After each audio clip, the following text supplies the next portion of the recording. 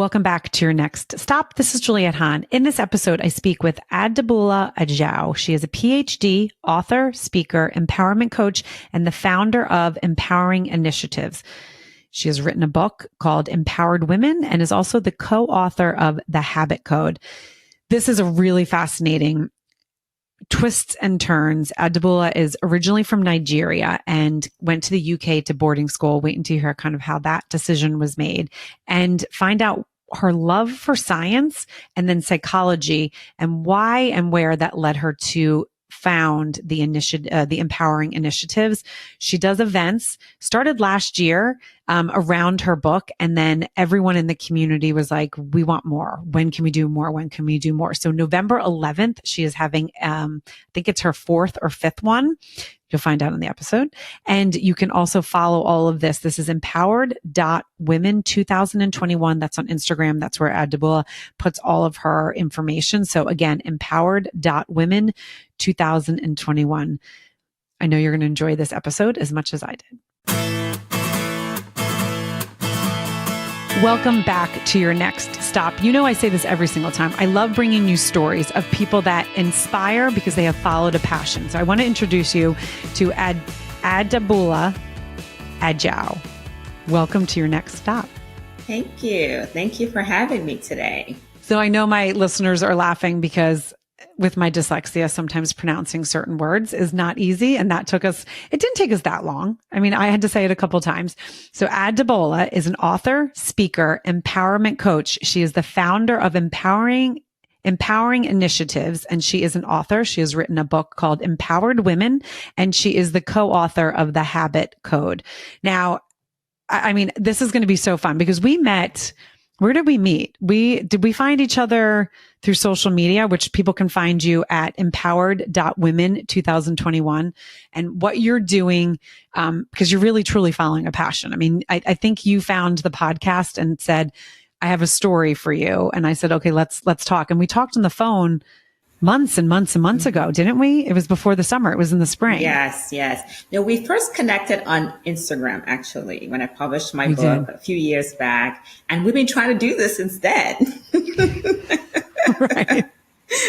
And I'm going to have you say what your profession is and people again are going to laugh because I'm going to try it. An epidemiologist. So you have a PhD and we're going to go through this. So I would love for you to give like a little bit of a background and how, you went from your professional into following your passion. So can you give us, the listeners, a little bit about where you grew up and a little bit of that kind of background, and then we'll continue the story. Yes. So I'm actually, I'm a Nigerian. I was born in Nigeria, West Africa, and I'm the first of 5 children. And so helping others has always been, that's always been a thing for me. And my mom always told me, you're the first, you have to lead. So being the first of 5 children, also born into a family of educators. So my dad is an economist and a professor, and my mom was a high school principal. So I've always loved the sciences. I've always been a good student, always wanted to be in the medical field. So that's always kind of been my interest from when I was young. And just helping others. I mean, I'm a Cancer. So family and service is like my thing. My love language is service. So that's kind of like how I grew up and lived in Nigeria till I was 16. And then I moved abroad to go to college. Interesting. And I love, because really when you paint that picture of you being the oldest of 5, so I'm one of 5, and you can feel it, right? You were in charge, helping your parents kind of raise the rest of the kids, even if sometimes it wasn't what you wanted to do. It kind of just in your genetics, as you said, as the oldest of 5. So when you moved to abroad to study, where did you study? And at 16, I mean, that's young, right? Yes. I know I was like 17, 18. So you did that faster. Yes. So like I said, I grew up in Nigeria. I moved to the UK when I was 16. And so I went to a boarding school though. So it wasn't as crazy because it was still moving into a structured system, but it is moving abroad as a teenager and living, in a country that you've never been, with a different set of people, different culture, different food, different weather. So it was definitely challenging, I have to say. But I think the boarding school situation buffered me. And I think it also helped me to kind of develop very quickly, to mature very quickly, and become independent pretty quickly. The independence, definitely. Now, was it just yourself or did any of your siblings follow you there? Or was it, what was the kind of behind that reasoning that your parents and you decided to help you move, abroad to a boarding school? Yeah, thanks for asking. So my dad got an international job. And so we have to move abroad anyway. So we have to move a few countries into the Cote d'Ivoire, which is 3 or 4 countries down from Nigeria on the west coast of Africa. And it's a French speaking country. And, we were raised in an English speaking country, English speaking educational system. So it made sense to just go abroad, to go to UK, to go continue our studies. So my brother and I went, but we went 2 different schools, 2 different boarding schools. And so, yeah, it was having no parents, no uncles, no aunties, nothing. Right. Which is, again, and that's hard. And so when you think about that, and we talk about this a lot on the podcast, when you kind of have experiences as a kid to ground you, but then also help you kind of mature and grow. And it depends on what ages. You always hear the stories of, the kids that maybe didn't have those experiences and then they went to university and they, didn't know what to do because they didn't have anyone there helping them. And it's kind of like this whole mess, right? But getting those kind of stepping stones of like, okay, that makes sense. Let's do that. And it makes sense that your family was like, okay, we don't want to move to the French area because we've always been English. Like, what do we do? And I love that.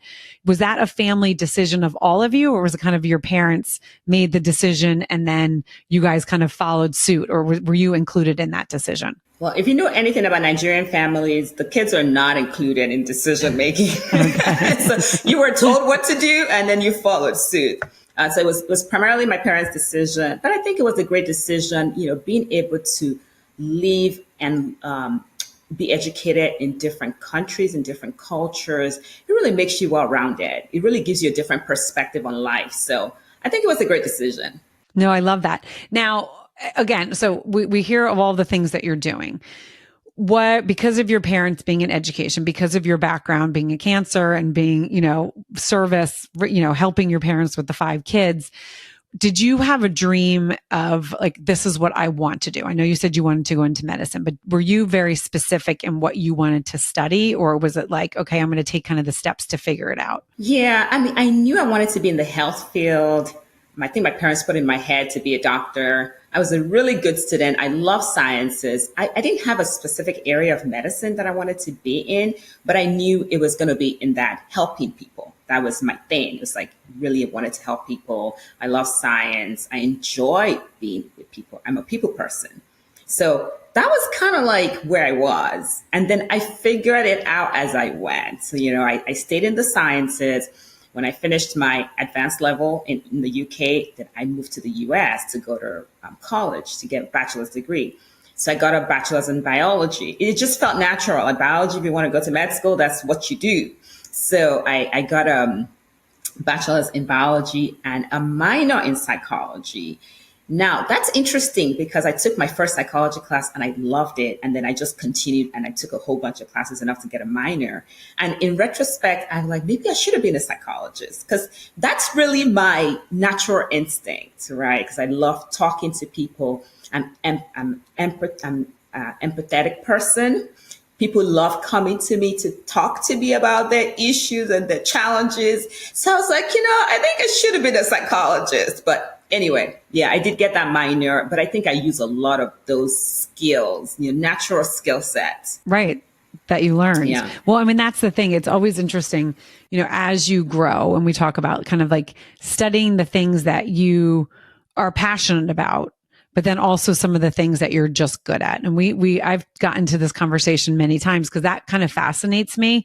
I happened to go into a field that I was good at because of my dyslexia. There was a lot of things that I really wasn't good at. So it was like, okay, that's kind of the way I went. But when you're strong in a lot of different educational things, when school is, something that you're like, what, I like these, it's interesting to see where people go, right? Okay. And especially coming from, a family that then migrated. So, we also hear a lot about the immigrant families that it's like, okay, doctor, lawyer, this and that, right? It's kind of expected. And it's because that those are good fields, right? But when you really look at them, the amount of school you have to go into and the amount of education, but then it's not something that you love, those are like, you're really dedicating your life. And if you do not love it, it's not healthy for your mind. So I love you kind of took that psychology aspect and was like, okay, I'm going to kind of incorporate that. So tell us where you went after college, and the path there. Yeah. So my last year of college, I took an epidemiology class. And there's that yes, word. And that piqued my interest. I'm like, I love studying about diseases, but on a population level, not the micro level. I did biology and I worked in the lab as a student and I hated it. I hated it. And I knew that I needed to do something that I was working with people and I was working at a population level. So when I took that class and piqued my interest, I said, you know what? I looked more into it and I was like, there's a master's degree in public health where I could study epidemiology.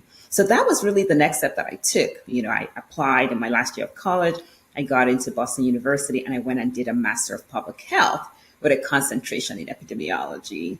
And I love that I took that step. That wasn't the path that I thought I was going to take. But that interest, that class that piqued my interest got me to take that step.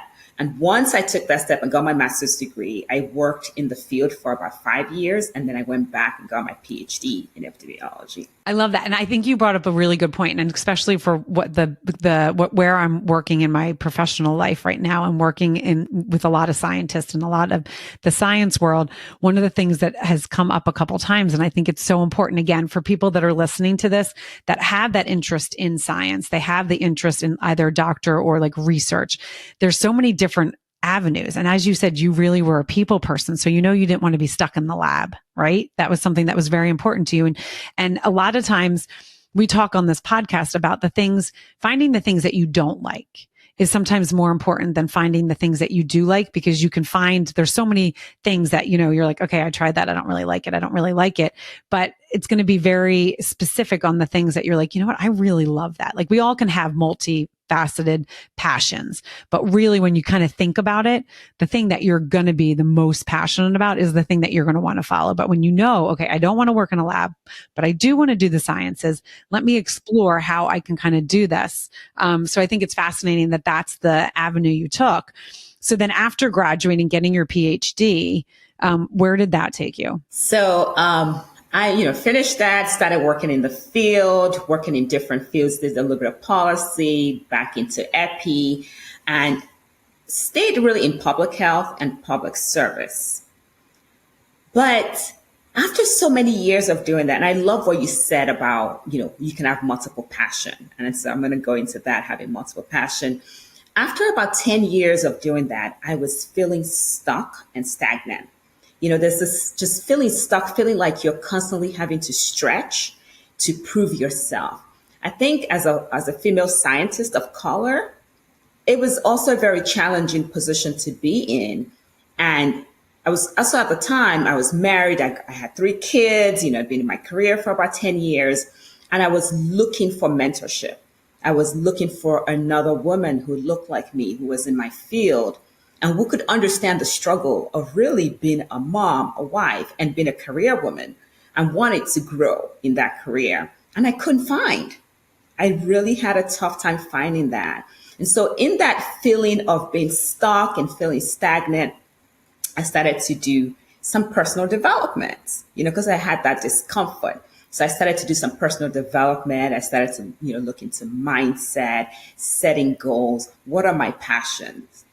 What are my strengths? What are my skills?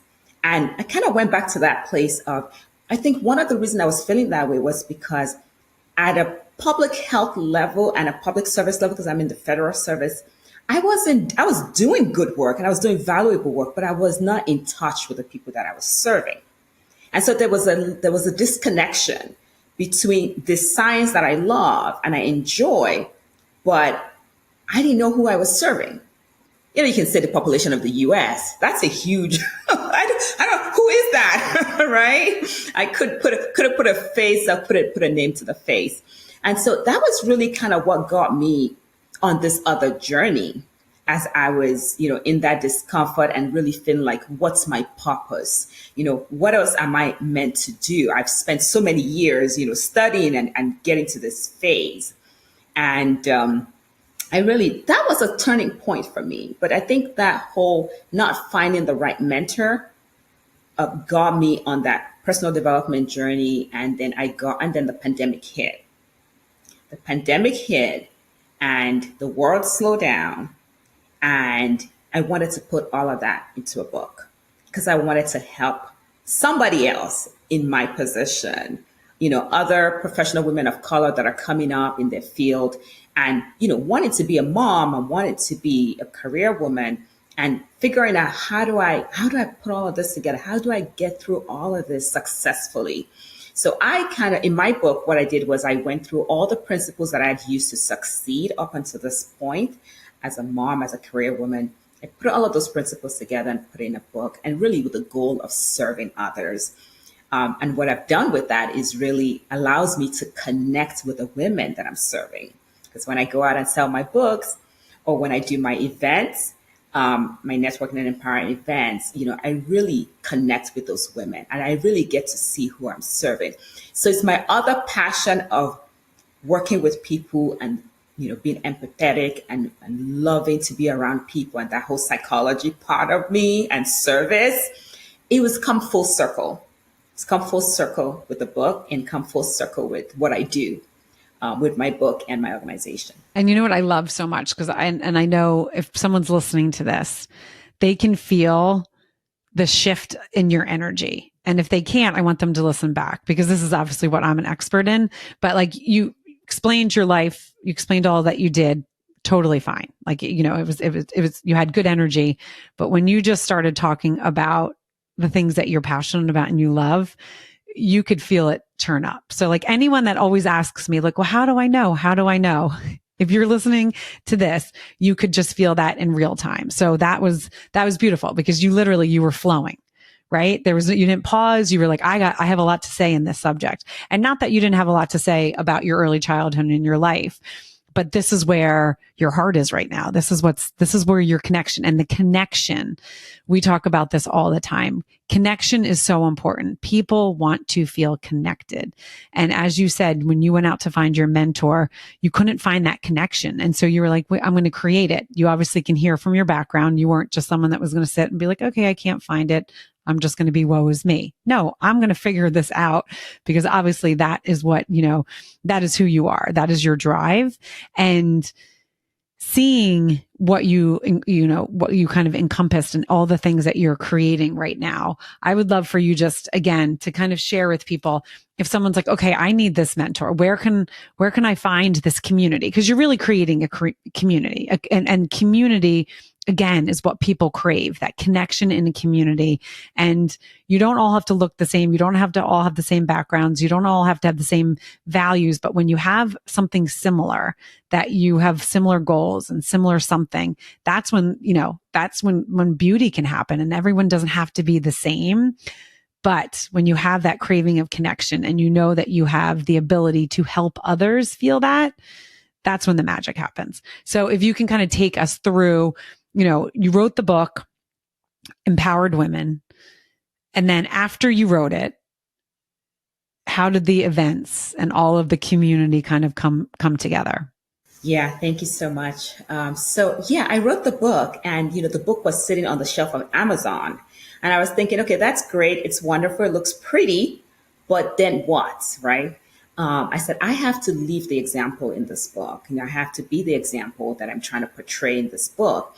So, once the world opened up and we all could go out again and we all could do things again, I had this idea to do this event.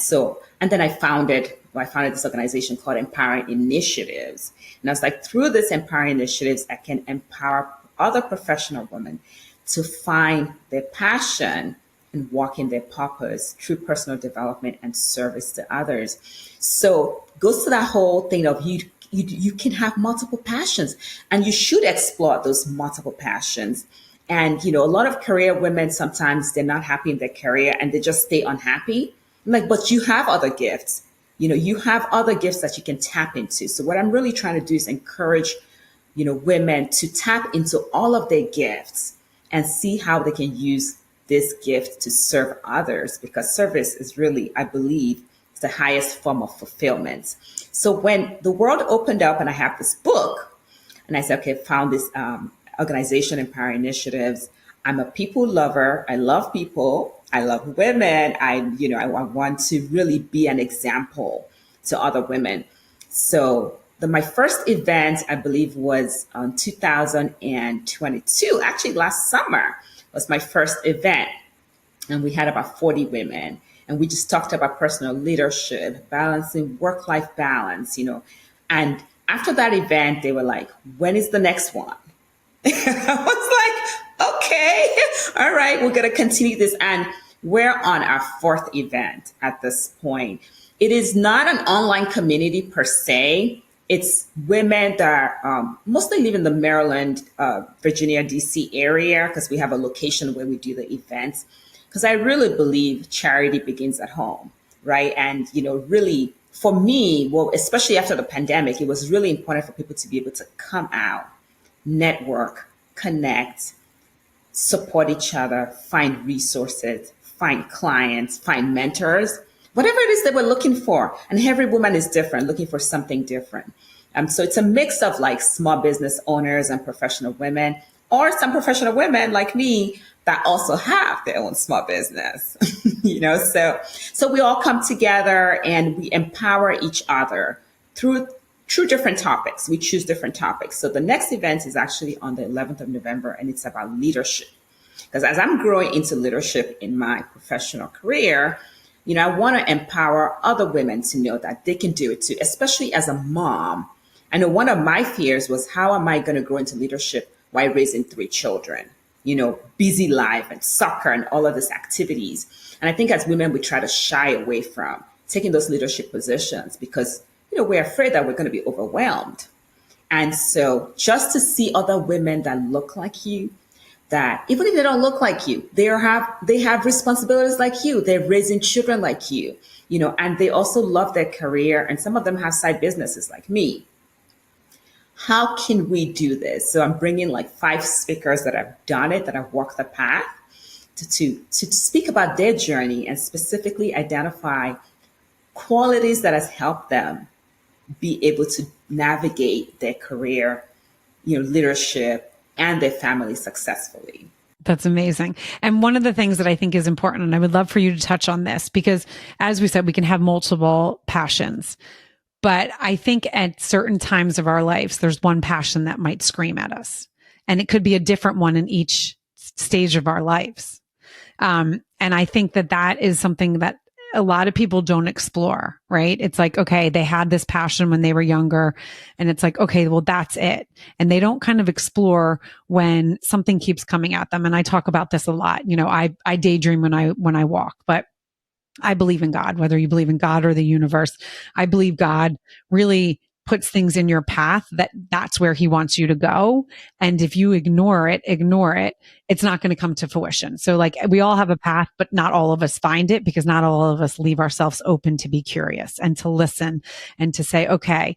And it can be scary because you could take giant leaps of faith to be able to do it. And a lot of people are scared, right? As you said, whether they're the bringing in money. Okay, I don't want to not be able to bring in money here. It can be scary, but we all have one life. And if you're constantly living in that fear of, I don't know what to do, or I don't know how to do it, it's going to hold you back. So I would love for you to talk about kind of the multi-passion and multi times of our life. And then I have a follow-up question on that as well. I mean, I think that is so important, and things happen for a reason. Like I said before, who you are is already in you. These gifts are already there for you to explore. And that voice at different stages in your life, depending on the situation, I believe in God too. God will speak to you at the right time when he feels it's the right time to explore certain gifts. And for me, I think I heard that voice, so going through the struggles helped me to put this book together because I wanted to, it was a form of therapy, putting it together, right? But then also to use that to serve others. I believe I heard from God that this is the right time. I've always wanted to be a writer. I've written a few things here and there, but it never went anywhere. When the pandemic hit, that was my opportunity and I took the steps. And then even after I had the book, I heard more voice saying, oh, what are we going to do with this now? And so taking those steps along the way, even when you don't know where this is going, have no idea where this is going, but taking the steps, just believing in those instincts. You can call it instincts, you can call it voice from God or whatever you want to call it, but listening and being receptive to that, or some people call it ideas, fine.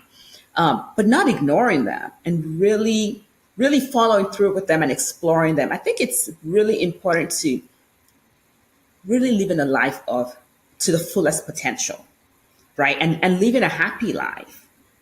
Because I think when we have untapped potentials, we just stay stagnant and we stay stagnant. And then sometimes we even become resentful because we see other people doing some things that we think we could do, but we never explored. So I tell my women, fully explore who you are, tap into your gifts, find other people that are doing it. Sometimes it's that we get stuck and I don't know how to do it. There's so many resources online. That's not an excuse, but finding somebody who's done it. For me, when I wanted to write my book, I had no idea. I could put the words together. I knew how to write. After that, I didn't know what to do with it. So I joined a self-publishing school, right? I got accountability partners. I got a coach, and we set goals. And, I had somebody I was accountable to that made sure that I did what I said I was going to do. And I ended up with the book, And I think sometimes also for me as a scientist, I felt like going through school, so many years of school, things were structured. I knew what to do next. I knew what classes to take next. I knew what the process was. But once we're done with that, it's up to us to make our life what we want it to be. We need to tap into those gifts that we have and explore them so we can really, really get to our next level and really fulfill our highest potential. So that's one of my goals for my Empower initiatives, is to really allow these women to see other women doing, whatever their heart desires, whatever their gifts are. So in my community, some women are fashion designers, some women do hair products, some women do skincare, and they're also nurses at the same time. That they don't just have one thing they're doing. They're nurses. Some of them are teachers. Some of them are. But it's seeing other people doing it also can motivate you to realize that, I see examples and I have someone I can reach out to. And that's the whole point of that whole community. It's like when you come connect with one or two or three people, every single time you come, connect with a few people, somebody you can go back to and say, I want to do what you do. How did you do it? How do you do? What are your challenges?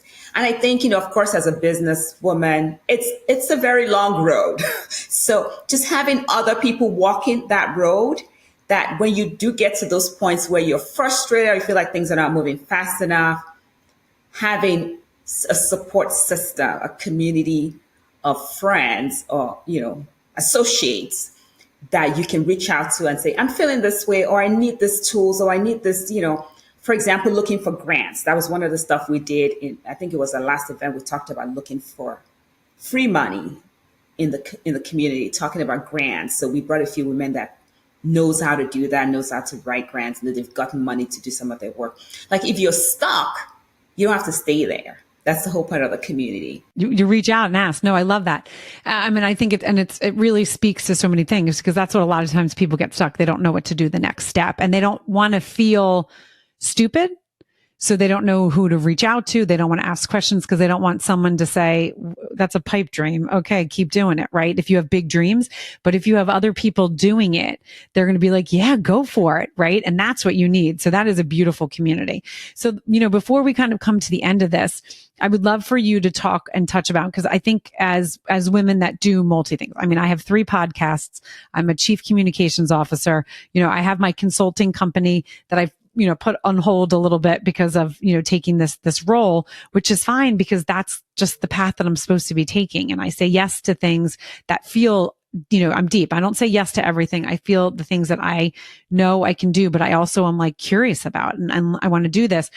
I'm also raising 3 teenagers. I'm also a wife, right? I have 2 dogs. Sometimes people say to me like, okay, that's too much. But I say it's all flowing right now. It's all flowing right now. I'm able to do what I'm doing, and I will continue to follow this path as it continues to flow. And then when something doesn't flow, I'll sit and I personally pray on it, right? Okay, what is happening here? Or if it keeps coming up, I will say, okay, this keeps coming up. I need to sit and explore this, right? I need to talk it out. I need to do something because I feel like I'm hitting a wall with this one certain thing. So a lot of times people, women can do it all. I don't love that saying. I think we can do it all, but not at the same time. And I think too many times people try to do it all and they try to be the best in everything. You can't be the best mother, the best wife, the best employee, the best entrepreneur, the best, tennis player, the best fitness thing, all at the same time. Something is going to lack a little bit, and you have to be okay with that. Like, I'm giving my all to this right now, and this is where I feel like I'm needed the most. But you're still in those other things. It's just not doing it all. And I really, when that came out, I mean, I remember I had my first child when like really people were talking about that, and I chose to stay home, and it was the right decision for myself and for my family. But I remember feeling like a little guilty because it's like, well, women can do it all. And I was like, yeah, but I don't want to do it all right now. I want to enjoy this part and then see where life takes us. So can you kind of do a closeout on, doing it all as a woman that has multifaceted, passions and life? Yeah, absolutely. We can do it all at different times of our lives. It's not Exactly. all at once. I really believe mindset is number one. First of all, you have to believe that you can do it, because that's the first barrier you got to break, right? Because we have multiple roles and we wear multiple hats. So we do have the capacity to do it. But we have to set priorities at different times in our lives. So, for example, I have a 16-year-old who is, getting ready to apply for college and do all of that. And so I have to put some things on the back burner because right now I need to focus on her. I need to take her on tours. We need to do this over the next year. But once that's done, guess what? That frees up my time to do other things that are on my list. So we have to set priorities. And I also really believe in planning ahead, setting goals, but setting realistic goals, smart goals that, I want to do this in 5 years or 3 years or 2 years. It's not about forgetting about those dreams or passion, but maybe setting timelines for them so that it's not forgotten, but it's kind of pushed away a little bit, while you prioritize other things at this time. And of course, managing your time, effectively is key. But I think as women, we do that really well because we have to juggle so much that we don't have a lot of time. So we just plow through it. We get it done. We get up in the morning, we set our to-do list, and we just plow through it and we do what we need to do. But I also really believe in delegating, because in this whole world of we're trying to do it all, we also have to take care of ourselves as moms, because if we don't take care of ourselves, it would, like they say, that saying that say you can't pour from an empty cup. So your plate has to be full. Your health you have to be in a good place, in a good state of mind, and also health to be able to take care of others and to be able to pursue all those passions that we're talking about.